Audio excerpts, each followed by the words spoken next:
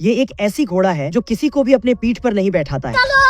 Panther पेड़ की ऊपर से घोड़े के ऊपर बैठ गया, लेकिन घोड़ा पैंथर को ही घोड़ा बना दिया। पैंथर छत से स्लाइड करते हुए घोड़े के ऊपर बैठ गया। पैंथर को लग ही रहा था कि वो घोड़ा राइडर बन गया है, लेकिन तभी घोड़ा पैंथर को अपनी पीठ पर नहीं बैठा रहा था। इसलिए पैंथर रास्ते पर टैक्सी रुकवा रहा है, लेकिन टैक्सी नहीं रुकता है। इसलिए यह अपना ठूंग ठूंग सहूर के जैसा फिगर दिखाता है, लेकिन इसका पर के ऊपर से गाड़ी चला जाता है।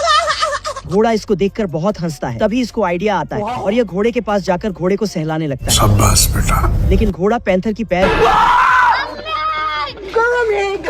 तभी पैंथर आकर लात मार देता है और फिर घोड़ा इस बार पैंथर घोड़े के ऊपर सीढ़ी लगाकर चढ़ने वाला था, लेकिन घोड़ा तभी उसे आसमान पर भेज देता है।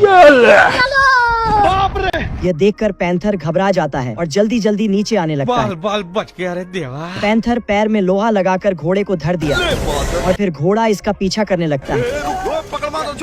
तभी पैंथर झूला टांग दिया और रस्सी को काटते ही घोड़े पर सवार हो गया। आप कहाँ थे ज्ञानी बाबा? पैंथर इसे आगे जाने के लिए बोलता है, तो ये घोड़े की पिछवाड़े पर भाला चुभा दिया और फिर घोड़ा दौड़ते हुए उसे गिरा देता है और पैंथर पंखा लेकर उड़ने लगता है। पंछी बनूं उड़ती फिरूं मस्त गगन में। साला घोड़ा पंखा छीन लेता है और फिर पैंथर इस बार पैंथर घोड़े को बंदूक से डराकर उसका सवार करता है, लेकिन पैंथर तभी नीचे पलट गया। इस बार पैंथर घोड़े को स्केट शूज पहना देता है।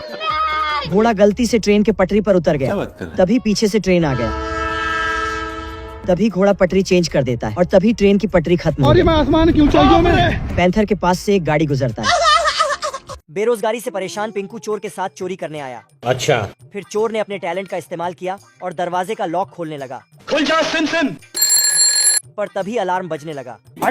पिंकू ने अलार्म को निकाल लिया और चोर भाई साहब को थमा दिया। तो चोर अलार्म को वहीं छोड़कर भाग गया। रुक, तेरे को बता दे। पिंकू ने अलार्म उठाया और ले जाकर कचरे के डब्बे में डाल दिया, लेकिन उसमें पहले से ही चोर भाई साहब थे। दोनों नमूने किसी तरह अंदर घुस गए और तिजोरी में छेद करने लगे। पैसा ही पैसा होगा। तभी एक कड़कड़ाता नोट निकला, तो दोनों उल्लू के पट्टे नोट के लिए लड़ने लगे। चोर तिजोरी में फिर से छेद करने लगा। अभी बता दे भाई, अभी बता दे। तभी पिंकू ने अपना 25 ग्राम का दिमाग लगाया और चुंबक से चोर भाई साहब का बटवा मार लिया।